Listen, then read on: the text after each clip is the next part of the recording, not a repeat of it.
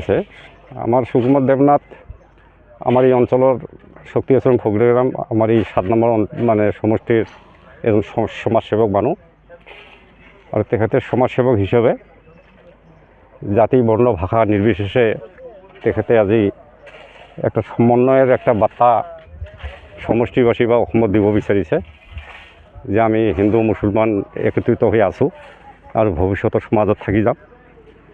তাৰ বিনিময়ত তেওঁ এজন আন সম্প্ৰদায়ৰ মানুহ হিচাপে বিভিন্ন মঠ মন্দিৰ মছজিদ এইবিলাকৰ কাম কৰি আছে আৰু তেখেতে আমাৰ এই সমষ্টিত আমাৰ শিঙিমাৰী গাঁৱৰ এটা মছজিদ বাছনি কৰি লৈছে আৰু ইয়াৰ কাম আজি প্ৰায় 1 মাহৰ ভিতৰত থাকি চলি আছে।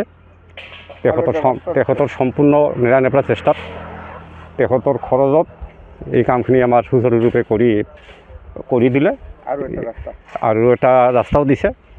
ইয়াৰ কাৰণে আমি তেখেতক আন্তৰিকতাৰে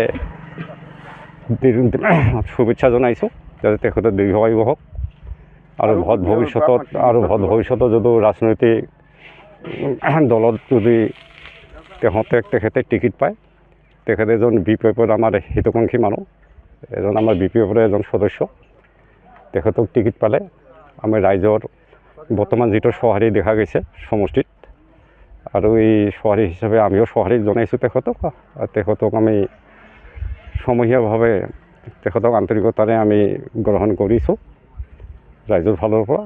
গতিকে আমাৰ সমাজত কাম কৰি যোৱাৰ কাৰণে তেখেতে যে ভৱিষ্যতত কৰিব এইটো আমি আশাবাদী আৰু কি।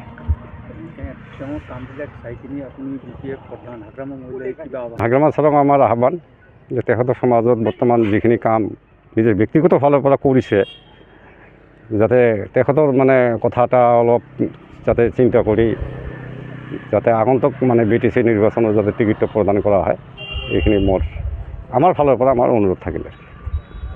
এই মসজিদ ওয়াল যেটা আমরা ওয়াল দিবা লাগছে এটা শিঙিমারি নিউ মসজিদ ওয়াল আর কি নতুন মসজিদ ওয়াল এইখন আমার এই যে সুকুমার দেবনাথ ইনিয়ে এটা দান করেছে সম্পূর্ণ সবচেয়ে ডাঙর ওয়াল এই শিঙিমারি নিউ মসজিদ এই ওয়ালটা সবচেয়ে ডাঙর তেখেতে দান করেছে। আমি আশা কৰিছোঁ তেখেতৰ ভৱিষ্যত উন্নতি হওক তেওঁ চিৰদিন জীৱিত থাকক তেওঁ সুস্বাস্থ্য থাকক আৰু তেওঁৰ ভৱিষ্যত উন্নতি হওক।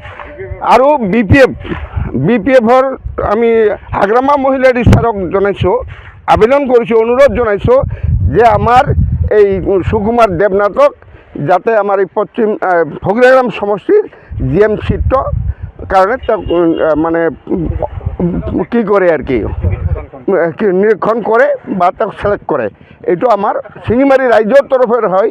মই এই মছজিদৰ ছেক্ৰেটাৰী হৈ এইটো অনুৰোধ জনালোঁ।